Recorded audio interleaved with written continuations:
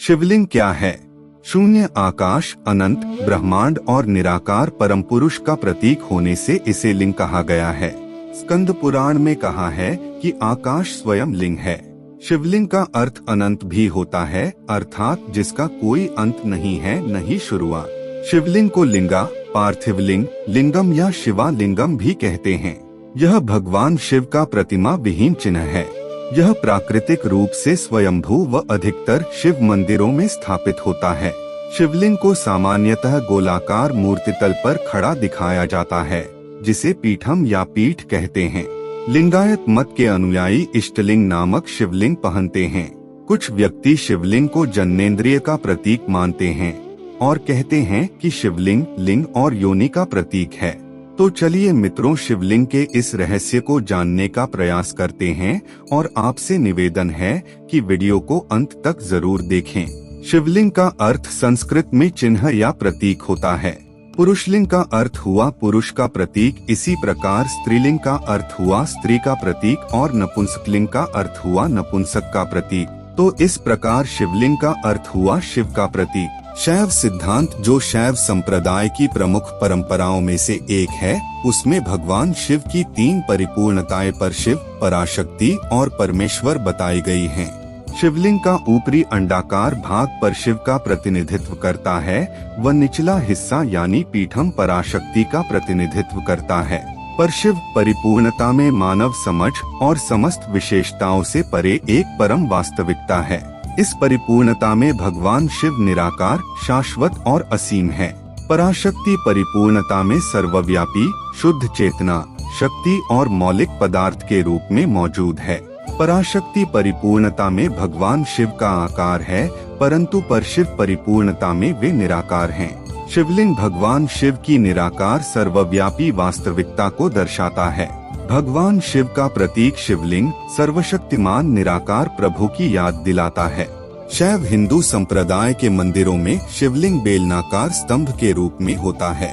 यह सामान्यतः मंदिर के केंद्र यानी गर्भगृह में शक्ति का प्रतिनिधित्व करते गोलाकार पीठम पर खड़ा दिखाया जाता है। भारतीय समाज में पारंपरिक रूप से शिवलिंग को भगवान शिव की ऊर्जा का रूप भी माना जाता है। शिवलिंग का गलत अर्थ दरअसल भाषा के रूपांतरण और भ्रमित लोगों द्वारा पुरातन धर्म ग्रंथों को नष्ट कर दिए जाने तथा अंग्रेजों द्वारा इसकी व्याख्या से उत्पन्न हुआ है। खैर, जैसा कि हम सभी जानते हैं कि एक ही शब्द के विभिन्न भाषाओं में अलग अलग अर्थ निकलते हैं। यदि हम हिंदी के एक शब्द सूत्र को ही लें, तो सूत्र डोरी या धागा, गणितीय सूत्र कोई भाष्य अथवा लेखन भी हो सकता है। उसी प्रकार अर्थ शब्द का भावार्थ संपत्ति भी हो सकता है और मतलब मीनिंग भी। ठीक बिल्कुल उसी प्रकार शिवलिंग के संदर्भ में लिंग शब्द से अभिप्राय चिन्ह, निशानी, गुण, व्यवहार या प्रतीक है। ब्रह्मांड में 2 ही चीजें हैं, ऊर्जा और पदार्थ। हमारा शरीर पदार्थ से निर्मित है और आत्मा ऊर्जा है। इसी प्रकार शिव पदार्थ और शक्ति ऊर्जा का प्रतीक बनकर शिवलिंग कहलाते हैं। ब्रह्मांड में उपस्थित समस्त ठोस तथा ऊर्जा शिवलिंग में निहित है। वास्तव में शिवलिंग हमारे ब्रह्मांड की आकृति है। शिवलिंग भगवान शिव और देवी शक्ति पार्वती का आदि अनादि एकल रूप है तथा पुरुष और प्रकृति की समानता का प्रतीक भी। अर्थात इस संसार में न केवल पुरुष का और न केवल प्रकृति स्त्री का वर्चस्व है, बल्कि दोनों का समान है। पौराणिक तथ्य। पहला तथ्य, भगवान शिव ने ब्रह्मा और विष्णु के बीच श्रेष्ठता को लेकर हुए विवाद को सुलझाने के लिए एक दिव्यलिंग ज्योति को प्रकट किया था। इस ज्योतिर्लिंग का आदि और अंत ढूंढते हुए ब्रह्मा और विष्णु को शिव के परब्रह्म स्वरूप का ज्ञान हुआ। इसी समय से शिव को परब्रह्म मानते हुए उनके प्रतीक रूप में ज्योतिर्लिंग की पूजा आरंभ हुई। हिंदू धर्म में पहले मूर्ति की पूजा नहीं होती थी, लेकिन शिवलिंग और शालिग्राम को भगवान शंकर और विष्णु का विग्रह रूप मानकर इसी की पूजा की जानी चाहिए। दूसरा तथ्य, ऐतिहासिक प्रमाणों के अनुसार विक्रम संवत के कुछ सहस्राब्दी पूर्व संपूर्ण धरती पर उल्कापात का अधिक प्रकोप हुआ। आदिमानव को यह रुद्र शिव का आविर्भाव दिखा। जहाँ जहाँ ये पिंड गिरे, वहाँ वहाँ इन पवित्र पिंडों की सुरक्षा के लिए मंदिर बना दिए गए। इस तरह धरती पर हजारों शिव मंदिरों का निर्माण हो गया। उनमें से प्रमुख थे 108 ज्योतिर्लिंग, लेकिन अब केवल 12 ही बचे हैं। शिव पुराण के अनुसार उस समय आकाश से ज्योति पिंड पृथ्वी पर गिरे और उनसे थोड़ी देर के लिए प्रकाश फैल गया। इस तरह के अनेक उल्का पिंड आकाश से धरती पर गिरे थे। तीसरा तथ्य, पुरातात्विक निष्कर्षों के अनुसार प्राचीन शहर मेसोपोटामिया और बेबीलोन में भी शिवलिंग की पूजा किए जाने के सबूत मिले हैं। इसके अलावा मोहनजोदड़ो और हड़प्पा की विकसित संस्कृति में भी शिवलिंग की पूजा किए जाने के पुरातात्विक अवशेष मिले हैं। सभ्यता के आरंभ में लोगों का जीवन पशुओं और प्रकृति पर निर्भर था, इसलिए वह पशुओं के संरक्षक देवता के रूप में भी पशुपति की पूजा करते थे। सैंधव सभ्यता से प्राप्त एक सील पर 3 मुंह वाले एक पुरुष को दिखाया गया है, जिसके आसपास कई पशु हैं। इसे भगवान शिव का पशुपति रूप माना जाता है। चौथा तथ्य, प्राचीन भारत ही नहीं, संपूर्ण धरती पर मूर्ति पूजा का प्रचलन था। इसी के बीच ऐसे लोगों का भी समूह था जो कि मूर्ति पूजा में विश्वास नहीं रखते थे। उन्होंने ही ईश्वर के निराकार स्वरूप की कल्पना करके शिवलिंग की पूजा का प्रचलन प्रारंभ किया होगा, क्योंकि शिवलिंग को ईश्वर का निराकार ज्योति स्वरूप ही माना जाता है। शिवलिंग पूजन के बाद धीरे धीरे नाग और यक्षों की पूजा का प्रचलन हिंदू जैन धर्म में बढ़ने लगा। बौद्ध काल में बुद्ध और महावीर की मूर्तियों को अपार जन समर्थन मिलने के कारण राम और कृष्ण की मूर्तियां बनाई जाने लगी। ब्रह्मांड का प्रतीक, संपूर्ण ब्रह्मांड उसी तरह है जिस तरह की शिवलिंग का रूप है, जिसमें जलाधारी और ऊपर से गिरता पानी है। शिवलिंग का आकार प्रकार ब्रह्मांड में घूम रही हमारी आकाशगंगा और उन पिंडों की तरह है जहां जीवन होने की संभावना है। वातावरण सहित घूमती धरती या सारे अनंत ब्रह्मांड की धुरी ही शिवलिंग है।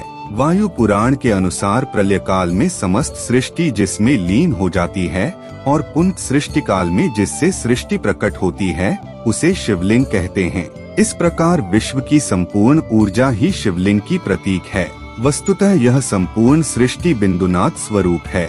बिंदु शक्ति है और नाद शिव, यही सबका आधार है। बिंदु एवं नाद अर्थात ऊर्जा और ध्वनि, यही दोनों संपूर्ण ब्रह्मांड का आधार है। शिव का आदि और अनादि रूप ईश्वर निराकार है। शिवलिंग उसी का प्रतीक है। यहाँ यह स्पष्ट करना जरूरी है कि भगवान शंकर या महादेव भी शिवलिंग का ही ध्यान करते हैं। शून्य आकाश, अनंत ब्रह्मांड और निराकार परम पुरुष का प्रतीक होने से इसे शिवलिंग कहा गया है। स्कंद पुराण में कहा गया है कि आकाश स्वयंलिंग है, धरती उसकी पीठ या आधार है और सब अनंत शून्य से पैदा हो उसी में लय होने के कारण इसे शिवलिंग कहा गया है। शिव पुराण में शिव को संसार की उत्पत्ति का कारण और परब्रह्म कहा गया है। इस पुराण के अनुसार भगवान शिव ही पूर्ण पुरुष और निराकार ब्रह्मा है। निराकार ज्योति का प्रतीक। पुराणों में शिवलिंग को कई अन्य नामों से भी संबोधित किया गया है, जैसे प्रकाश स्तंभलिंग, अग्नि स्तंभलिंग, ऊर्जा स्तंभलिंग, ब्रह्मांडीय स्तंभलिंग आदि। ज्योतिर्लिंग उत्पत्ति के संबंध में पुराणों में अनेक मान्यताएं प्रचलित हैं। वेदानुसार ज्योतिर्लिंग यानी व्यापक ब्रह्मात्मलिंग, जिसका अर्थ है व्यापक प्रकाश, जो शिवलिंग के 12 खंड हैं। शिव पुराण के अनुसार ब्रह्मा, माया, जीव, मन, बुद्धि, चित्त, अहंकार, आकाश, वायु, अग्नि, जल और पृथ्वी को ज्योतिर्लिंग या ज्योति पिंड कहा गया है। शिवलिंग का विन्यास। शिवलिंग के 3 हिस्से होते हैं। पहला हिस्सा जो नीचे चारों ओर भूमिगत रहता है, मध्य भाग में आठों और एक समान पीतल बैठक बनी होती है। अंत में इसका शीर्ष भाग जो कि अंडाकार होता है, जिसकी पूजा की जाती है। इस शिवलिंग की ऊंचाई संपूर्ण मंडल या परिधि की 1/3 होती है। ये 3 भाग ब्रह्मा नीचे, विष्णु मध्य और शिव शीर्ष के प्रतीक हैं। शीर्ष पर जल डाला जाता है जो नीचे बैठक से बहते हुए बनाए गए एक मार्ग से निकल जाता है। प्राचीन ऋषि और मुनियों द्वारा ब्रह्मांड के वैज्ञानिक रहस्य को समझकर इस सत्य को प्रकट करने के लिए विविध रूपों में इसका स्पष्टीकरण दिया गया है। शिवलिंग के प्रकार। प्रमुख रूप से शिवलिंग 2 प्रकार के होते हैं। पहला आकाशीय या उल्का शिवलिंग और दूसरा पारद शिवलिंग। पहला उल्कापिंड की तरह काला अंडाकार लिए हुए ऐसे शिवलिंग को ही भारत में ज्योतिर्लिंग कहते हैं। दूसरा मानव द्वारा निर्मित पारे से बना शिवलिंग होता है। पारद विज्ञान प्राचीन वैदिक विज्ञान है। इसके अलावा पुराणों के अनुसार शिवलिंग के प्रमुख 6 प्रकार होते हैं: देवलिंग, असुरलिंग, अर्शलिंग, पुराणलिंग, मनुष्यलिंग और स्वयंभूलिंग। तो चलिए मित्रों, आज की प्रस्तुति को यहीं विराम देते हैं। और यदि आपको इस वीडियो से कुछ ज्ञानवर्धक जानकारी मिली हो तो कमेंट सेक्शन में जरूर बताइए। धन्यवाद। हर हर महादेव।